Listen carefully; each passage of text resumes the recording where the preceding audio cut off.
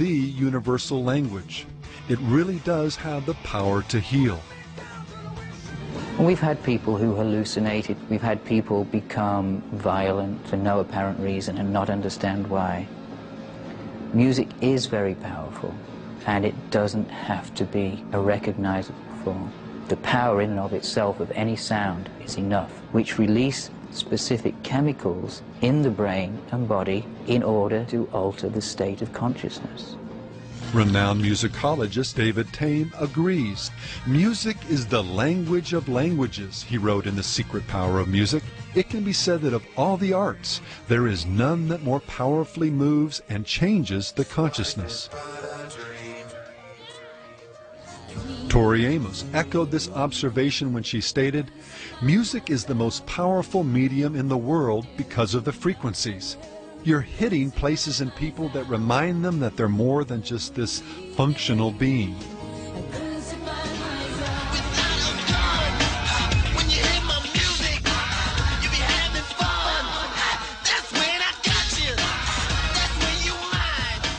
The artist, once again known as Prince, gave his perspective on the power of these frequencies when he told an interviewer, "The other night I went to a club and I watched the DJ control the entire room.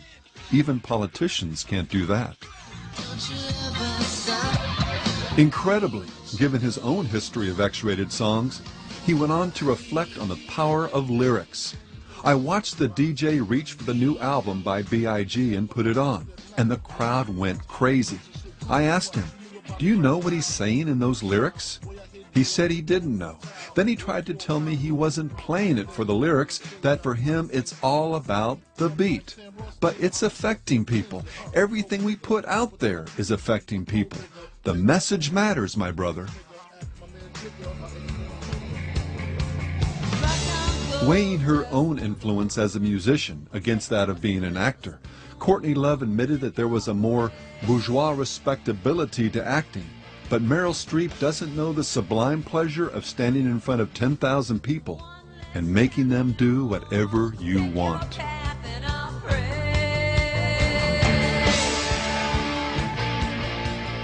Superstar Jimi Hendrix noted another, perhaps more sobering aspect of this power.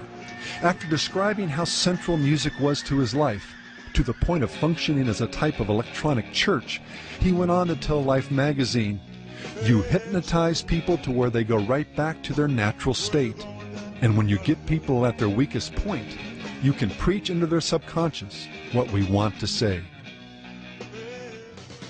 This power over the subconscious is precisely what science writer and composer Robert Jourdain was getting at when he said in his book, Music, the Brain, and Ecstasy, "Music seems to be the most immediate of all the arts. Music possesses us.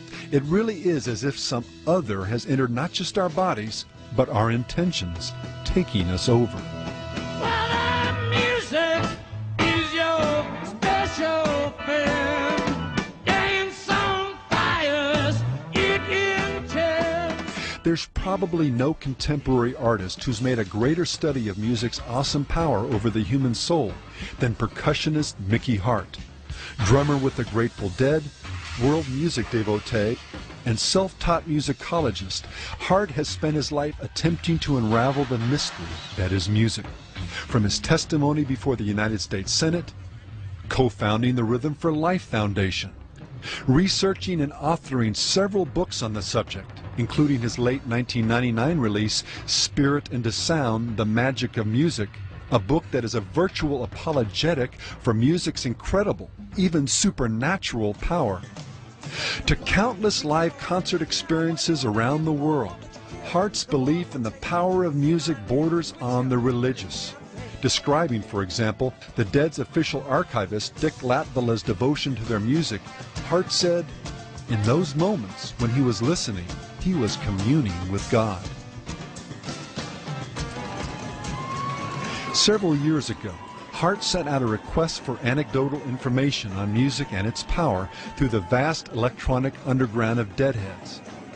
His letter began, "Dear friend, I've discovered, along with many others, the extraordinary power of music, particularly percussion, to influence the human mind and body.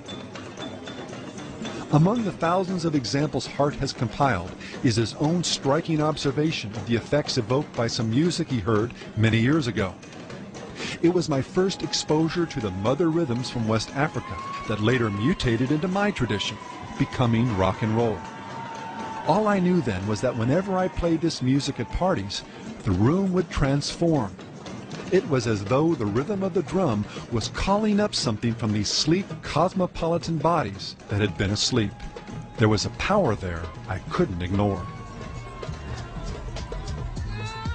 Hart is far from alone in these types of empirical observations. Doctors and professional musicologists have also studied this power to transform, creating a whole new branch of medicine called music therapy. And as music therapist Gene Maas has stated, music is the greatest power I have ever experienced. I doubt if anything else equals its power to act upon the human organism. The organized patterning of music can help drive electrical networks within the brain and can help the organization and reorganization of brain networks. MTV, aggressively reorganizing your brain. Nothing could be more natural. This ability to organize and reorganize brain networks was given powerful expression by Richard Pellegrino, a medical doctor and consultant to the entertainment industry. In an article in Billboard magazine, Dr. Pellegrino discussed the powerful way music interacts, often subconsciously, with receptors in the brain to produce endorphin highs, to trigger a flood of emotions and images that have the ability to instantaneously produce very powerful changes in emotional states. He closes his commentary with the observation, "Take it from a brain guy. In 25 years of working with the brain, I still cannot affect a person's state of mind the way that one simple song can." And in over 30 years of writing about the simple songs to which most of those brains listen, Rolling Stone magazine agreed. A song or an album, they said, can change your life. A great concert will change it on the spot. And when they're honest, the fans agree.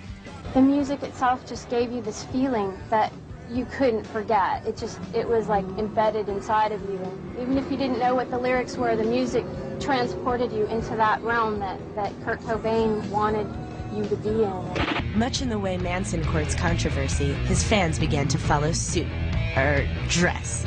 Years ago, Marilyn got in trouble for bringing his Kiss lunchbox to school. A generation later, the stiletto heel was on the other foot, as kids were getting busted for emulating Mr. Manson. You're my inspiration. Do you want to know why?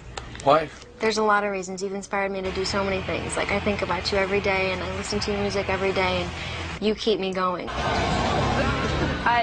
They have totally changed my life. They are gods. I love Korn.